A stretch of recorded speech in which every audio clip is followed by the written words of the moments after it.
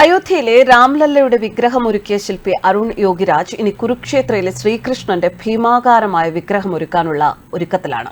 ശ്രീരാമ വിഗ്രഹത്തിന്റെ മാതൃകയിൽ നേപ്പാളിലെ ഗണ്ഡക് നദിയിൽ നിന്ന് ഖനനം ചെയ്ത കല്ലുകളാൽ മഹാഭാരത സമയത്ത് അർജുനനുമായി സംഭാഷണത്തിൽ ഏർപ്പെട്ടിരിക്കുന്ന ഭഗവാൻ കൃഷ്ണന്റെ രൂപമാണ് അരുൺ യോഗിരാജ് ഒരുക്കുക.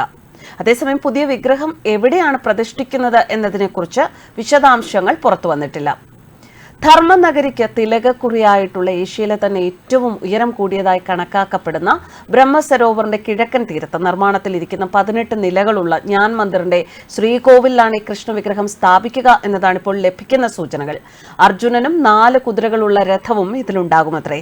ശ്രീരാമ വിഗ്രഹത്തിന്റെ മാതൃകയിൽ നേപ്പാളിലെ ഗണ്ഡക് നദിയിൽ നിന്ന് ഖനനം ചെയ്ത കല്ലുകൊണ്ടാണ് ഈ വിഗ്രഹവും നിർമ്മിക്കുക.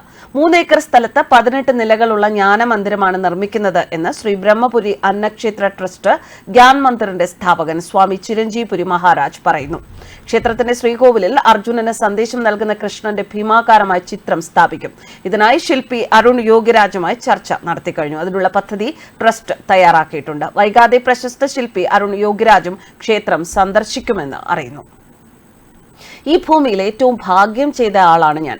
പൂർവികരുടെയും കുടുംബാംഗങ്ങളുടെയും രാമന്റെയും അനുഗ്രഹം എപ്പോഴും എന്റെ കൂടെയുണ്ട്. ചില സമയത്ത് ഇതൊക്കെ സ്വപ്നമാണോ എന്നെനിക്ക് തോന്നിയിട്ടുണ്ട്. എന്റെ ജീവിതത്തിലെ മറക്കാനാകാത്ത ദിവസങ്ങളാണ് കടന്നുപോയത് എന്നായിരുന്നു അരുൺ യോഗിരാജ് പ്രാണപ്രതിഷ്ഠയ്ക്ക് ശേഷം പറഞ്ഞ വാക്കുകൾ.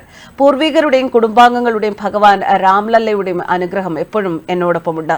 താനൊരു സ്വപ്ന ലോകത്താണ് എന്നാണ് തോന്നുന്നതെന്നും അരുൺ യോഗിരാജ് പറഞ്ഞു.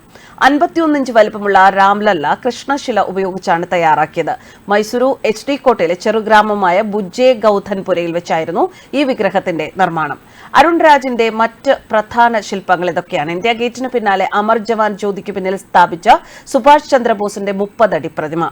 2022 സെപ്റ്റംബറിൽ നേതാജി സുഭാഷ് ചന്ദ്രബോസിന്റെ 125ാം ജന്മവാർഷികത്തിൽ പ്രധാനമന്ത്രി നരേന്ദ്രമോദിയാണ് ഈ പ്രതിമ അനാച്ഛാദനം ചെയ്തത്.